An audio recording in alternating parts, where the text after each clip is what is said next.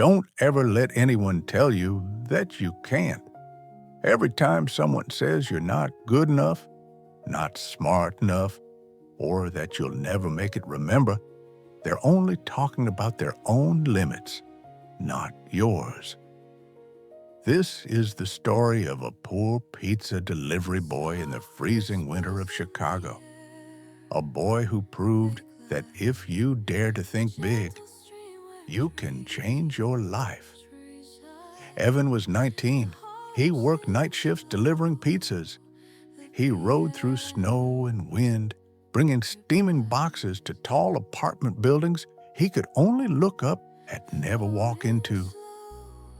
After each delivery, he'd glance at the bright windows above people eating dinner, typing on laptops, working at desks, living in a different world. Evan used to dream of that world. But when his father died in an accident and his mother had to work 2 jobs, that dream was folded up and tucked inside an old coat pocket. Now, that pocket only held a few tip coins and a crumpled note. Don't think small, my son. His father's handwriting. One stormy night, after a long shift, Evan delivered pizza to a man on the 27th floor. When the man opened the door, Evan saw a room glowing with computer screens and rocket models. The man's shirt had a NASA logo. He smiled and said, "Delivering pizza in a snowstorm, that's dedication." Evan gave a shy smile. "Just trying to keep my job, sir," the man asked. "And what do you want to do besides deliver pizza?" Evan hesitated, then quietly said, "I want to design robots, but I'm not smart enough, and I can't afford college." That man, Professor Miller, looked at him for a long moment, then said, "You know, I started learning about space in an old barn in Kansas with just a lamp and a pile of scrap metal. Thinking big doesn't come from your wallet, it comes from your vision. The question is, will you dare to think big when everyone around you thinks small?" That question stayed with Evan all night. He climbed under the roof of his small apartment and looked down at the long streams of car lights.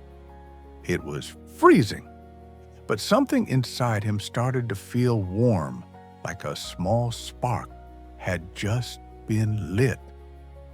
From that night on, after every last delivery, Evan went up to that same roof. He opened an old library laptop and watched videos on robotics programming. He learned how to simulate motors, then tried 3D printing tiny parts. By day, he worked extra hours. By night, he built his future, one shaky line of code at a time. A month later, he sent his robot design, a light-controlled mini-bot, to a college competition he technically wasn't even eligible for. He didn't expect much, but 2 months later, an email arrived. "Your project has been selected for the finals.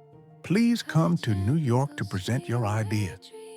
He cried, not because he had won, but because, for the first time, the world finally saw him, the pizza boy, with oil-stained hands.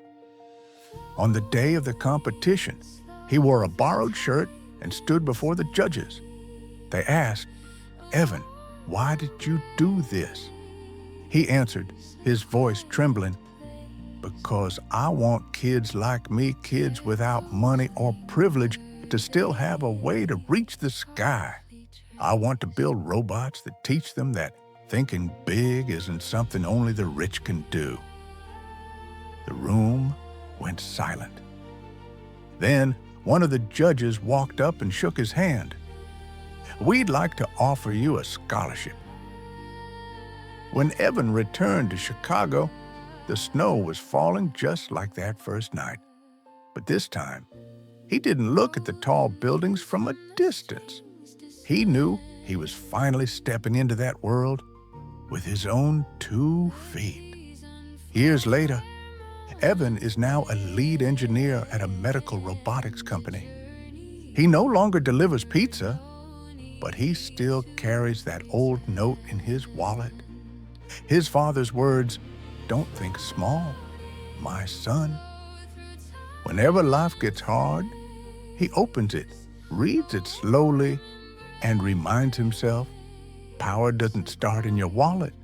It starts in your vision. So if you ever feel small in this big city, remember every great person once started with empty hands and a big idea. Don't wait for perfect conditions. Start with what you have right now. And if Evan's story made you believe in yourself just a little more, share it with someone who needs hope.